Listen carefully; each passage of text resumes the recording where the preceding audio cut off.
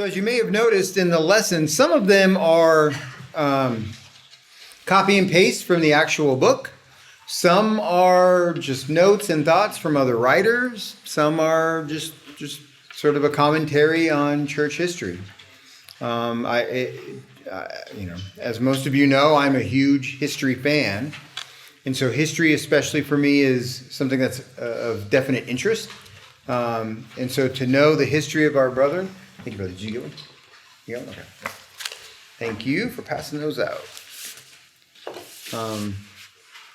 What's the saying about history? If you don't learn about history, then you're doomed to repeat it or something like that. Nothing we can do when it comes to sin and pursuers of the truth and the faith, God's people. But that's what we're going to see. We're going to see history repeat itself. And the Bible talks about a time that has never been seen. And what we're going through is pretty intense, pretty scary stuff that the early churches went through as far as torture, as far as persecution, being pursued, and really a relentless pursuit. I often will say it's amazing how much motivation people have for something so ridiculous. A lot of people are motivated to do the will of the devil. If we could just channel that and bring it in and funnel it for the good of God and his work, that it's amazing how much further his work would have gone. And I think that's why Paul was converted when he was. So, all right, lesson 5. Brother Josiah passed them out. Everyone have one? All right. Let's begin. Once again, easily numbered for access for everyone to, instead of the paragraph there, nice and easy to find some of the numbers. All right, who wants to take, actually I'll start off. So we left off about 600 AD in our heritage timeline. Here are the things that have happened to the religious world up until this point. So we've seen a breaking away of the Lord's New Testament churches to begin a new group. We talked about, well, how many people remember the main character that we talked about last lesson? Who was it? Starts with a C. Constantine, that's right. Constantine was the Roman emperor who called together a council of religious people to kind of pick and choose what he wanted for a state church. He had seen a vision, as you may remember. I mentioned when he saw the vision of the flaming cross and the words, "By this you will conquer," I said, log that away. A vision with words. A vision in which you're told to do something. Log that away, because lesson 6, we're going to dive into someone else who experienced the same thing. Supposedly experienced the same thing. So we're going to talk about that. So this group has now morphed into the group over a large amount of time. So what's happened is the change from salvation by grace to baptismal salvation. The church from believer's baptism to infant baptism. How many people remember talking about that? Infant baptism. The hierarchy organized. It was the marriage of church and state. That was through Constantine, who decided on this group and bits and pieces of other groups to create a state-formed religion. So, as we've mentioned, it's been a few weeks since we've been through this, so let's recap it. We don't understand this in this country. We don't understand President Biden dictating a religion on the rest of the country. But that's what was happening, is if you had a child, you had to baptize that child within X number of days. It was the law. Not a religious preference, not free will, not what I wanted. It was law. Okay? And so we see that a law for infant baptism. The hierarchy organized, number D, infant baptism established by law and made compulsory. People claiming to be Christians begin to persecute Christians. Now notice the Christians, first one is in quotes. It's another term that was stolen by the false people from the true people. As we talked about, that's why I struggle with calling everything Christian, because it really is the anointed ones under Christ who are the Christians, first called Christians at Antioch, one of the Lord's New Testament churches. Not everything is Christian. Not everything is anointed, certainly by the Holy Spirit. Not everything has that title. But yet, what are you? You're Christian, or there's other ones, Protestant, Christian, like there's all these labels. And Christian is one that I try to hold dear. So thus, of course, there's going to be people who go against that. So the Dark Ages begin around 426 AD. Loyal New Testament churches, by whatever name are called, are hunted and hounded to the utmost limit of the new Catholic temporal power. So again, the word Catholic simply means universal. It's a universal grouping of ideas partnered with a government, the most powerful government in the world at the time. Remnants scattered over the world are finding uncertain hiding places in forests, mountains, valleys, dens, and caves of the earth. When you are pursued, you have to hide. And so that's what we see for 1,200 years, that pattern beginning really in the 5th century. These major shifts away from truth formed the strongest anti-church organization since Jesus had ascended back to the Father. Now what's funny is they're calling themselves the church. They're calling themselves the true church. They're taking the apostles and making them saints. They're attaching themselves to everything that was meant for the Lord's New Testament church, and they're claiming it as their own. So these false doctrines continue to grow and morph into other teachings and alterations over time. At this point, the Catholic Church has been up and rolling and has attached itself to the Roman government in every way possible. So again, the Catholic Church at the time, the leadership there was dictating the law of the land. And so when we look at our chart, when we look at history, they were the ones dictating mandatory infant baptism, mandatory meetings. They were the ones dictating law. And anyone who went against that needed to be pursued to the heaviest extent of the law, which typically was being chased by the government.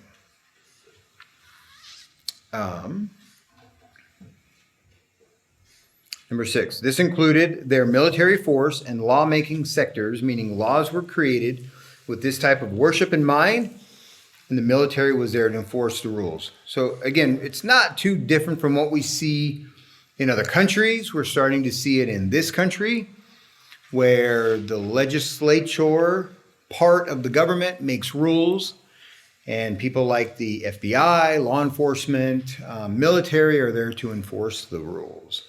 And if that means going door to door to pull you out of your home and arrest you or kill you, that's what they were doing. That's what was happening during this time. The ability to worship as one pleased was non-existent, and the tide turned from passive to aggressive in how the nonconformists were handled. So keep in mind, this was we're going to do this and you live your life, right? You hear that all the time. Just you do what you do, I'll do me. That's stupid, but people say that.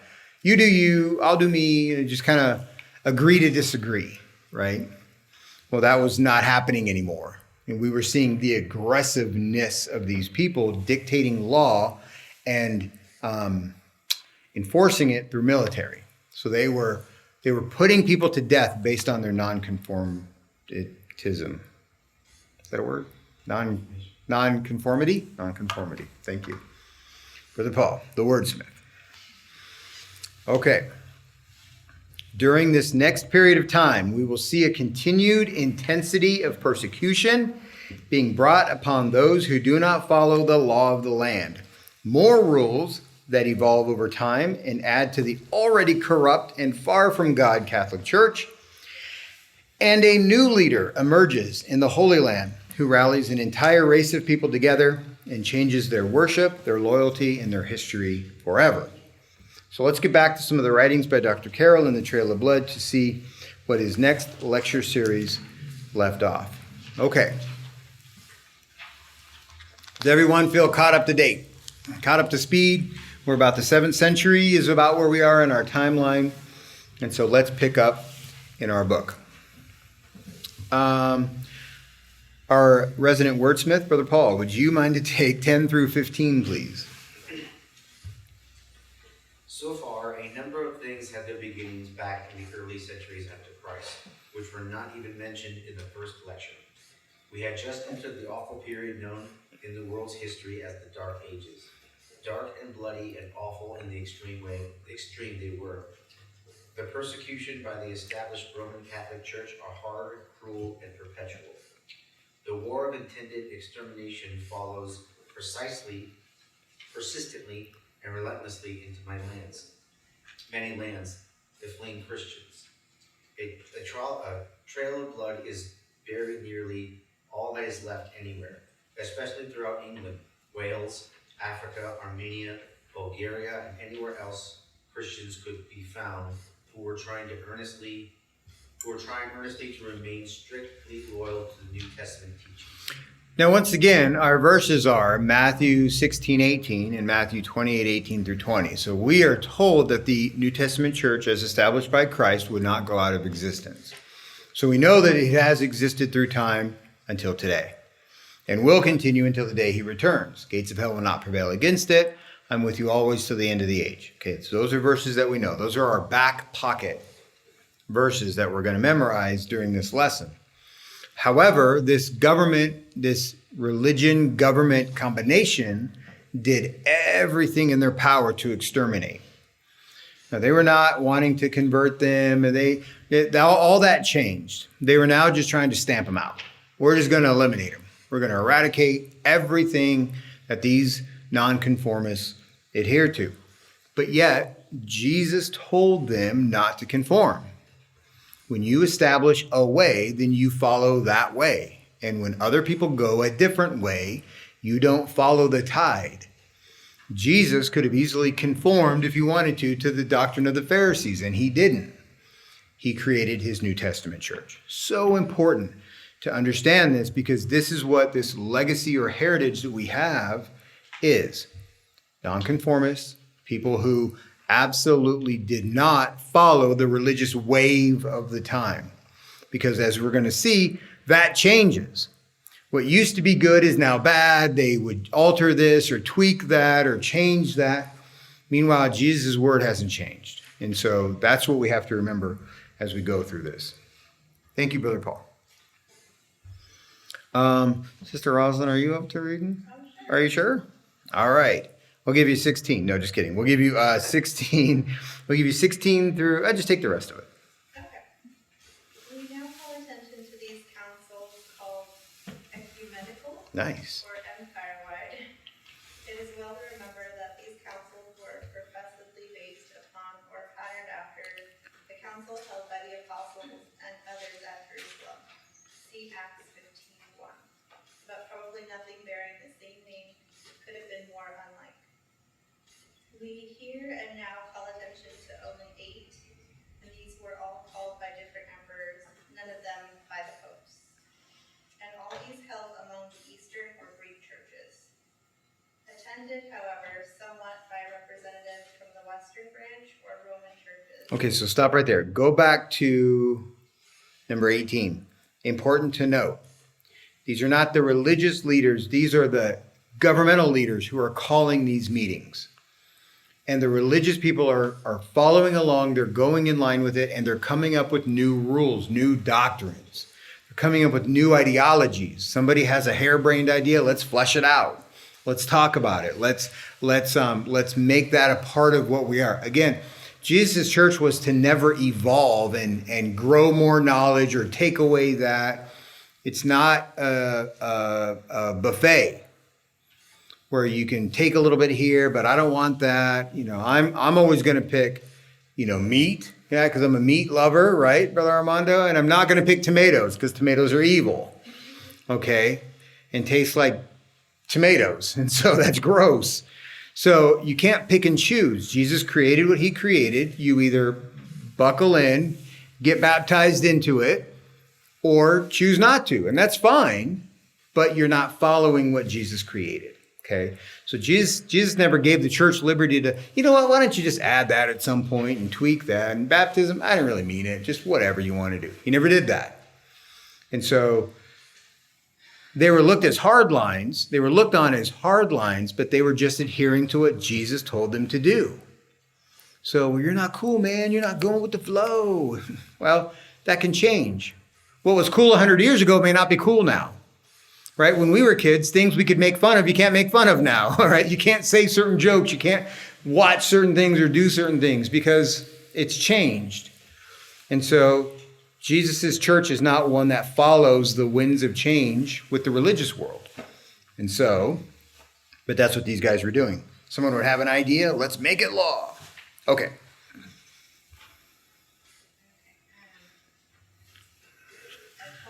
Mm-hmm.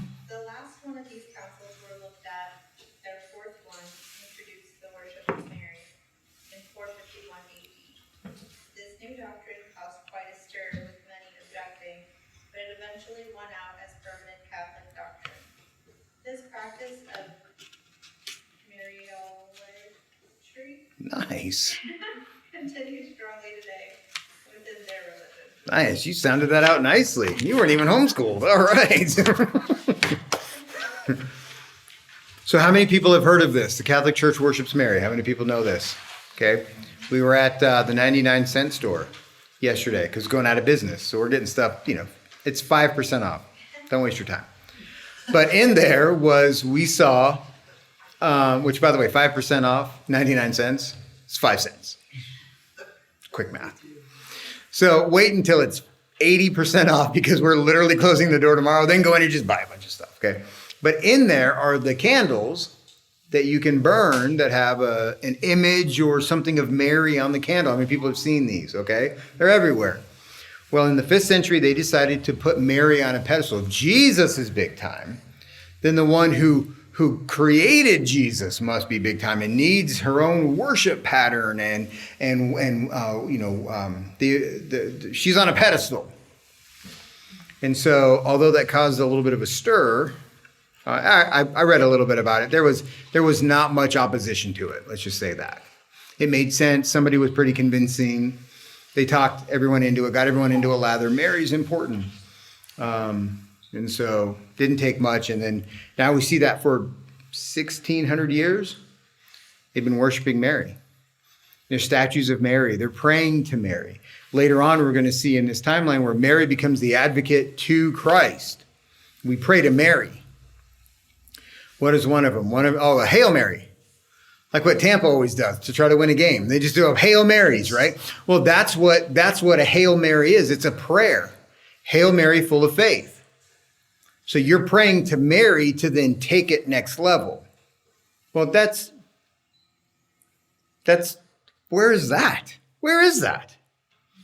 So Christ is the advocate. We pray in Jesus' name, not Mary's name. Okay, so that kind of thing started to happen. So I didn't mean to make fun of Tampa, but Hail Marys. Well, their little worry beads too. They all start Hail Mary, full of grace. Yep. Yeah, in order to, and all this is coming too, where they're talking to the priest and doing confession. The reply is, say, 50 Our Fathers and 30 Hail Marys. Okay. So, and again, I know these stories from my father, who was raised Catholic, and he would say, or there's a football game going on outside. I'm just gonna, Our Father, hallowed be thy name, 50 times just to get through it. Pray the beads real quick, and it's all symbolism and image and image worshiping, which we're going to get into. All that comes a little bit later. Okay, thank you. Power couple back there. Good readers. Thank you. And thanks for moving up, too. It's good to see you. All right, who wants to take 24 through 30, please? Just kick the pulpit. The fifth of these 8 councils was held at Constantinople, which was the second to be held there. This was called by Justinian AD 553 and was attended by 165 bishops. This seemingly was called mainly to condemn certain writings. In the year AD 680, the 6th council was called. This was also held at Constantinople and was called by Constantine Gonator Sure. to condemn heresy. During this meeting, Pope Honorius Hieronymus. was by name was deposed, and I However, at this time, infallibility had not yet been declared. Okay, so we're going to get into that in just a second because it's an interesting concept. So once you take the stand, again, picture this with an organization or a group of people. When you take the stand that you are now the Christians, the one established by Christ. All the apostles were popes or higher ups, or all saints, and we're attaching ourselves to all of this. You have the power of the military, the government, the legislature. You have all this power to be able to dictate law and really kind of push it through. Now you've got to start looking around. And not only are you looking around at the people who aren't following you, the heretics, but you got to see what they're reading. You got to see what they're looking at. You got to see what's helping them as far as guides. So at this time in this first meeting, again, reading a little bit about that, they were just there to condemn it. All right, this is bad, this is bad, this is bad. Let's condemn those. Now that's going to get more aggressive. We'll see. Because now why condemn it when you can burn it? Right? And that's what's coming. But at the time it was to condemn it. Infallibility. Now once you create yourself in this power position, now you create something called infallibility, which by its very word, we could probably figure out what that means. Okay? And coincidentally, it's number 31. So number 31 says, infallibility is the belief that Catholic Church is preserved from falling into error when officially teaching on matters of faith and morals. So now we're going to pass a law saying we're never wrong. That's pretty good. I mean, that's a good gig if you can get it, right? We're going to say that nothing we say or do is wrong, okay? Now down the road, we're going to get people are infallible. Certain people are infallible. We're going to get into that. But for right now, any move that we make is untouchable. Untouchable. You have the government, so they can't do anything. You have the majority of people, they're not going to do anything. You have the military, and they're not going to do anything. Okay? So infallibility is now what they believe. Okay. This is good stuff. 32 through 36. Sister Patty, are you up to reading? No? Yeah? No? No? Okay, that's okay. Okay, Brother Eric's going to read. Brother Eric, are you up to reading? Do you have your glasses on? 32? 32 through 90, no, 32 through 37. Infallibility is this doctrine in Catholic theology that the Pope, under certain specific conditions, is preserved from error when solemnly defining a doctrine concerning faith or morals to be held by the whole church. Okay, stop right there. Chase this out. The top guy in the company, now it isn't the company that's infallible, it's now the guy who's infallible. So chase that out. Where could that lead? Where could that possibly lead? The Pope is infallible, anything. Now it's not the church that's infallible, it's the person who's in charge of the church who's infallible, can make no errors. Don't you think that eventually leads to sort of the blank check to do what he wants and call it infallible? Then that's not enough. We've got to get all the people under him who are in charge to be infallible, known as the priests. Now they're infallible. Where could that lead? Has anyone ever heard the story, any story, about a priest gone rogue, doing something wrong?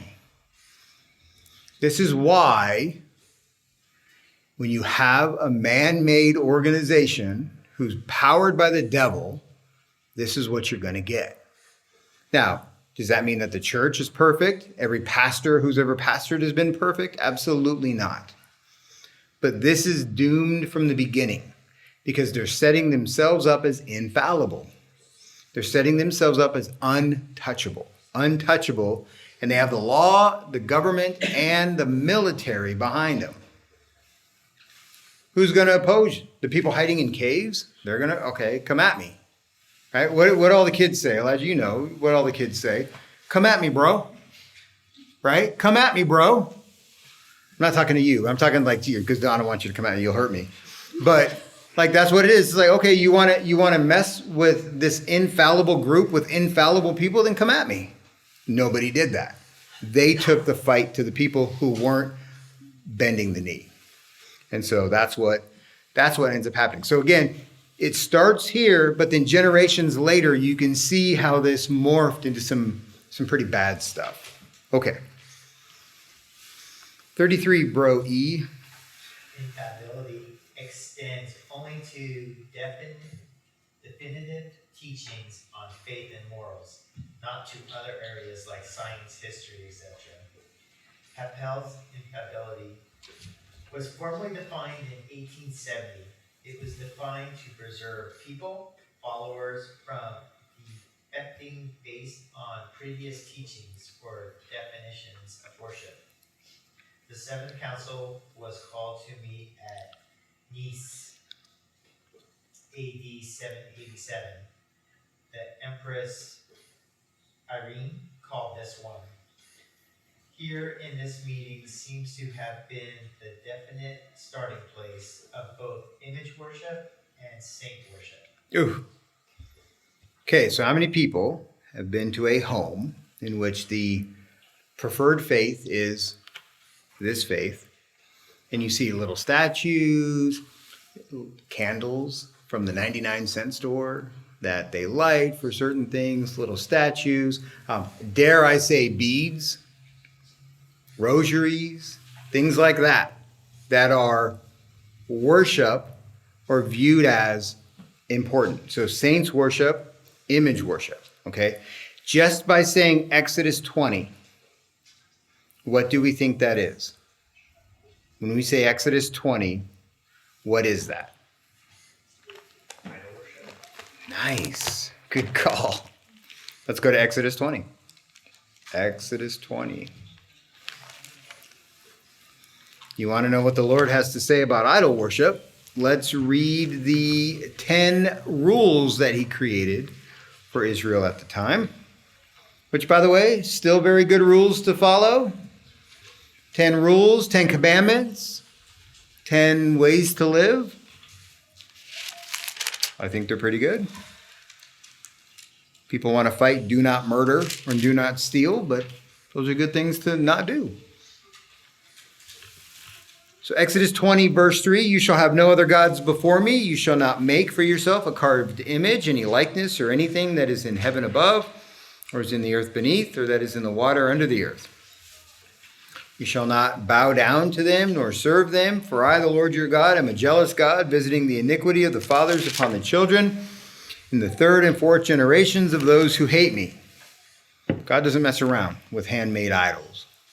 And oftentimes you see this. They put these idols. How many times have we seen? So we visited a country called St. Croix, which is in the U.S. Virgin Islands, Sister Millie.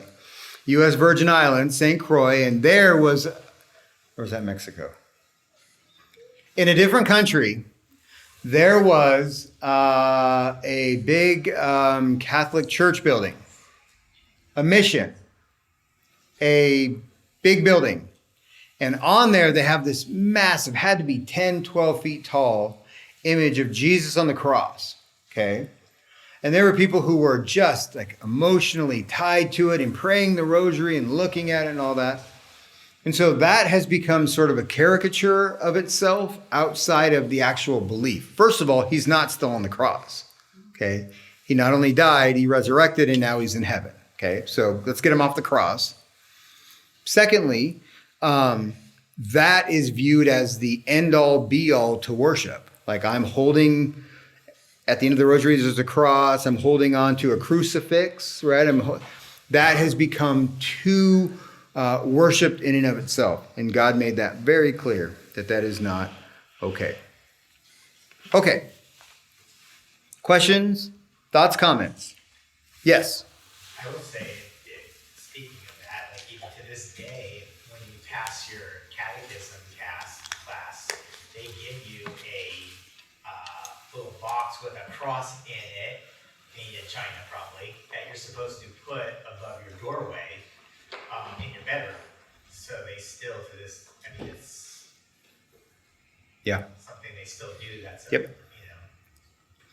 Unfortunately, it's really only gotten worse. Now you can mass produce them. Instead of carving one by one, now they can be mass produced wherever and thousands sold at a time or whatever. So yeah, this has definitely permeated all societies.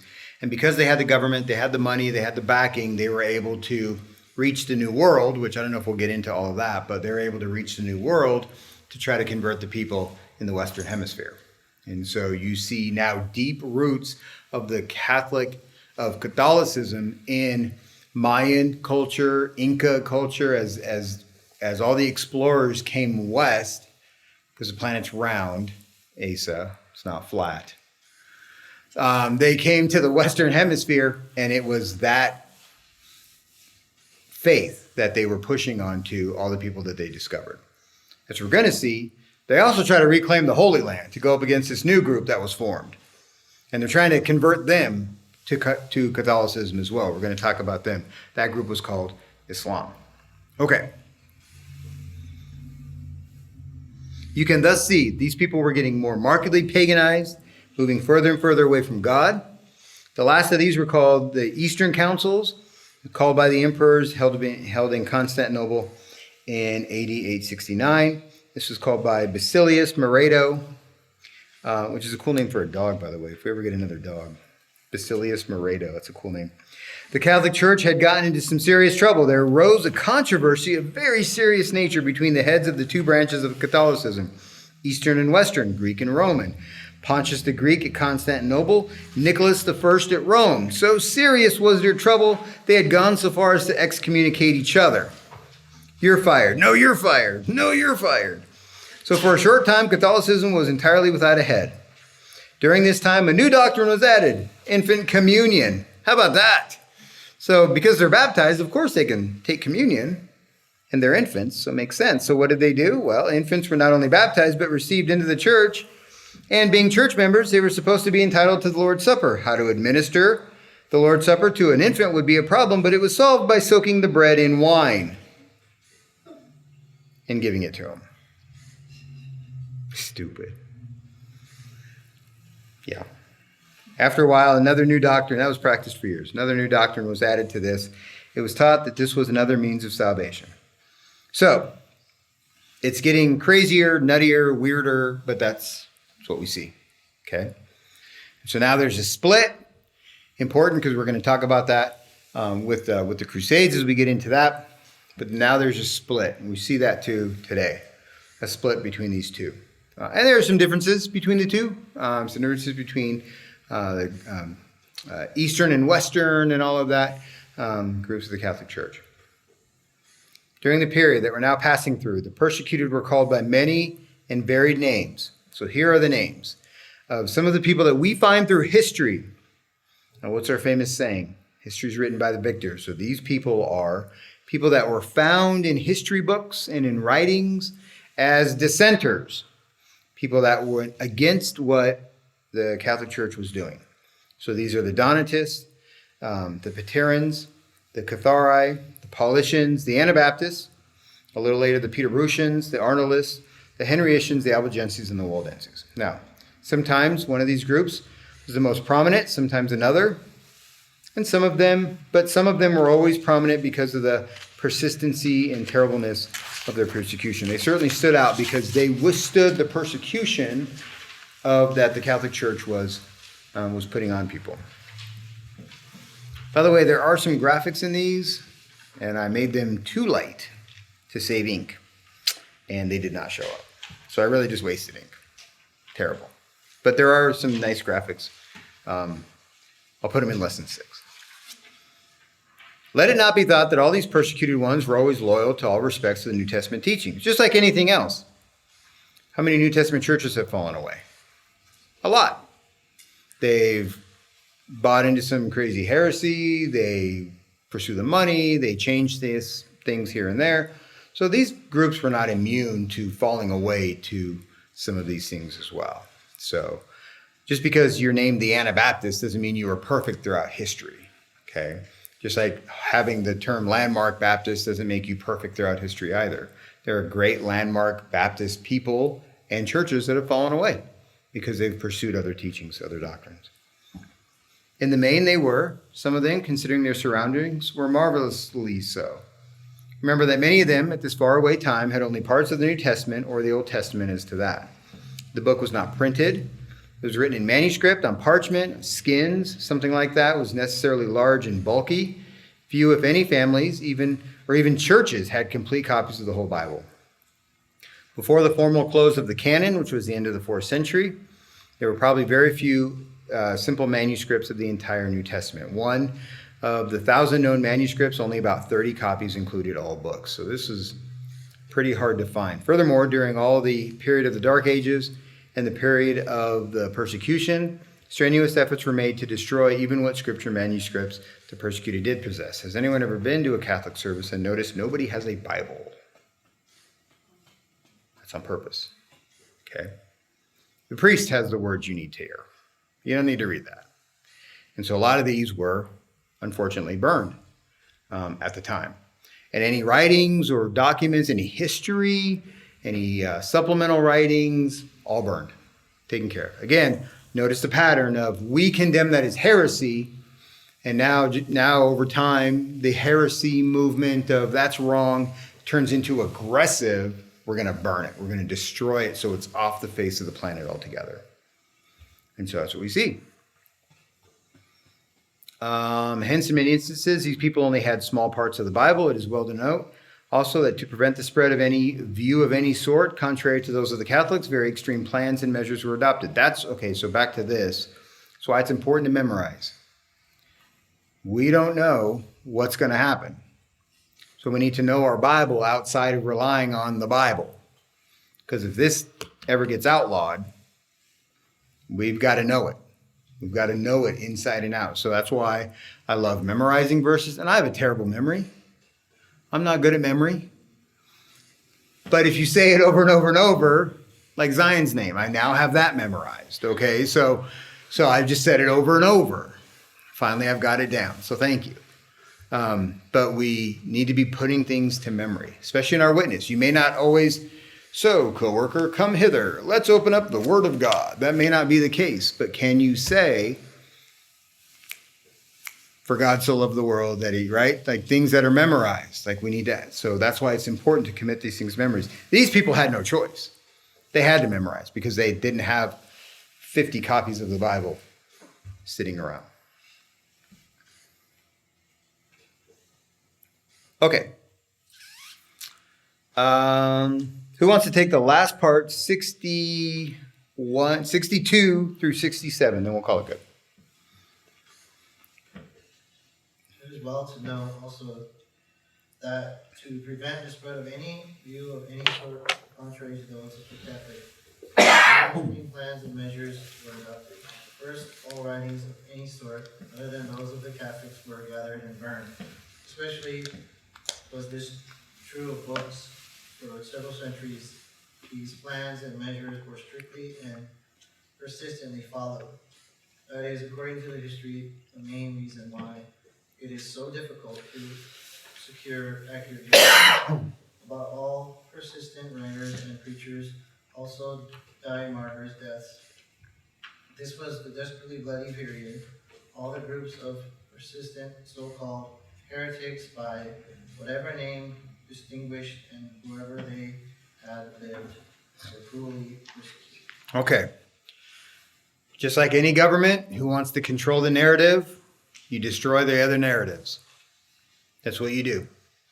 So we saw this, unfortunately, as recently as the 20th century, where a group in Germany decided to control the narrative and push their narrative.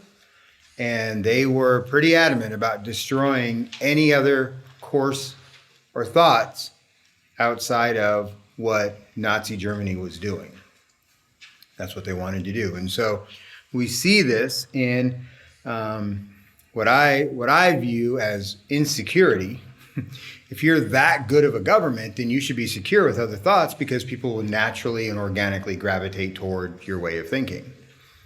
But that doesn't always happen. And so in order to force people in, we're going to force you to be a Nazi because we're going to burn every other option so you can't learn. then that's what you do. And that's what this group was doing. They burned a lot of books, and then they burned the writers of the books. So we're not only going to destroy the books and the thought, but the guy who wrote it, or kept the history, or is a follower of this book or that writing, we're going to destroy them too. So they were about controlling the narrative, and quite frankly, they were unstoppable. Who's going to stop them? The government? The military? Right? The politicians? They were all Catholic. They were all in on the game. And so no one's going to stop them. So that's how I see a repeat of that with the Antichrist. I think the Antichrist establishes an order that is impenetrable, and you can't get around it. And in order to buy or sell, to live, to function, anything like that, you have got to toe the line of the Antichrist. And unfortunately, we're just going to see this happen again.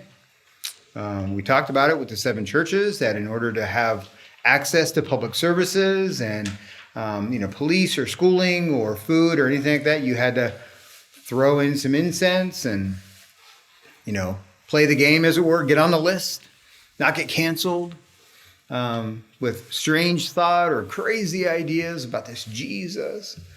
And so you had to do that. So I think this is what's happening during this time, and I think the Antichrist is going to bring that back in full effect. We're seeing snippets of it now. People getting canceled for something they said. Seeing people get canceled for liking stuff. I mean, that's how intricate this is. And everything is on stage. Everything is exposed. People are uploading pictures of what they had for dinner. No one cares. No one cares. Okay? So if you were to have an original thought and put it out there, whoa. Okay? You'll get banned. You'll get canceled. That's what's happening. It's happening now. So imagine one ruler coming in and dictating that that's law. First Amendment, whatever. I'm in charge now. And that's what we're going to see. That's how I see the Antichrist coming in, because there's already a demand to shut up the people that are dissenting against the movements that are happening now. And so we're seeing that.